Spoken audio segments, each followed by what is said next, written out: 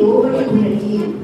శ్రమ వచ్చింది, ఆ శ్రమని నా తండ్రి నిశ్చయంగా నన్ను దీంట్లోంచి బయటికి తీసుకొస్తాడని నమ్మండి, విశ్వసించండి. మీ దేవుడు ఖచ్చితంగా మిమ్మల్ని విడిపించే దేవుడే తప్పించి, ఖచ్చితంగా మీ దేవుడు నా దేవుడు ఖచ్చితంగా విడిపించే దేవుడే తప్పించి మనల్ని విడిచిపెట్టే దేవుడు కాదు.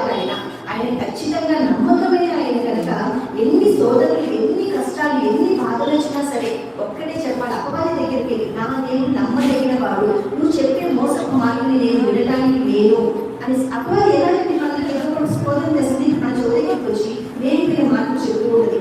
అంత బాగుంది, ఏ శ్రమ లేదు అంటుంది, వేడిపోయిన మాటలు చోదరికి వచ్చి ఏ ఫలనపాలిగా గంధాలు నిన్ను ఎప్పుడో ఏదో జరిగిపోయి ఉంటుంది, దాన్ని తీసుకొని వచ్చి మనసులో బాధ కలుగజేస్తూ ఉంటుంది.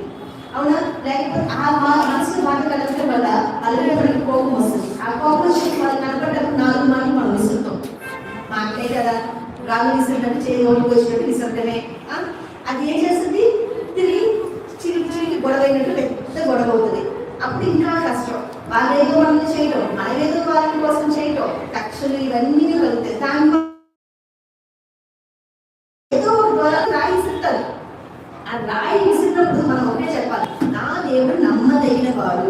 ఒకటే మనం చెప్పాల్సింది, నా దేవుడు నమ్మదగిన వాడు. వాడి మాటలకు అస్సలు పట్టించుకోకూడదు. వాడు వచ్చి నీ ఫ్యూచర్ గురించి, అయ్యో నీ బతుకు ఏమైపోతుందంటే నీ జీవితం ఇలా పాడైపోతుంది, నువ్వు ఇంత దేవుడిని నమ్ముకున్నావు కదా, రేపు నీకు డబ్బులన్నీ నువ్వు ఖర్చు పెట్టేసుకుంటున్నావు, దేవుడిని నమ్ముకుంటున్నావు, దేవుడిని నమ్ముకొని ఉద్యోగానికి వెళ్ళట్లేదు, నువ్వు దేవుడిని నమ్ముకొని ఆదివారం కూడా మందిరానికి వచ్చేటప్పుడు కూడా చాలా మందితో మాట్లాడచ్చు. నువ్వు ఈ రోజు నీ పనికి నువ్వు వెళ్ళకుండా నువ్వు ఉండిపోయావు కదా, ఈ రోజు నీకు వెళ్తే ఒక 1000 రూపాయలు వస్తుంది, ఈ రోజు నువ్వు వెళ్తే నీకు ఒక 2000 వస్తుంది. మంచి ఆఫర్ పోయిందా నీకు అంతా నీకు ఉపయోగపడుతుంది కదా, రేపు నీకు అవసరం ఉంటుంది, నీ ఆమె నీ పిల్లలు తింటారు, లేకపోతే నీకు అవసరం రోడ్డు వచ్చి గొడవ చేస్తాడు, ఇలా అన్ని వాడు చెవులో గుర్తు చేస్తూనే ఉంటాడు. కానీ నా దేవుడు నమ్మదగిన వాడు. అపవాది చెప్పే మాటలు వినకూడదు. ఈ రోజు దేవుడి దినము కనుక నేను మందిరంలోనే ఉండాలి. నా దేవుడు నాకు ఇదే చెప్పాడు, మందిరానికి రావాలి. ఆ దేవుడిపై నాకు ముఖ్యం కాదు, నాకు ఇది ముఖ్యం కాదు, నాకు ఏది ముఖ్యం కాదు, నా దేవుడు చెప్పిన మాట ముఖ్యం.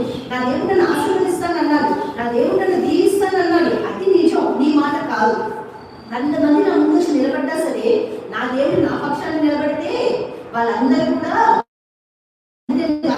సరిస్తా తెలుసా, ఈ లోకంలో ఉన్నవాడి కన్నా నీలో ఉన్నవాడు గొప్పవాడు.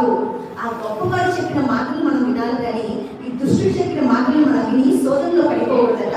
ఎప్పుడు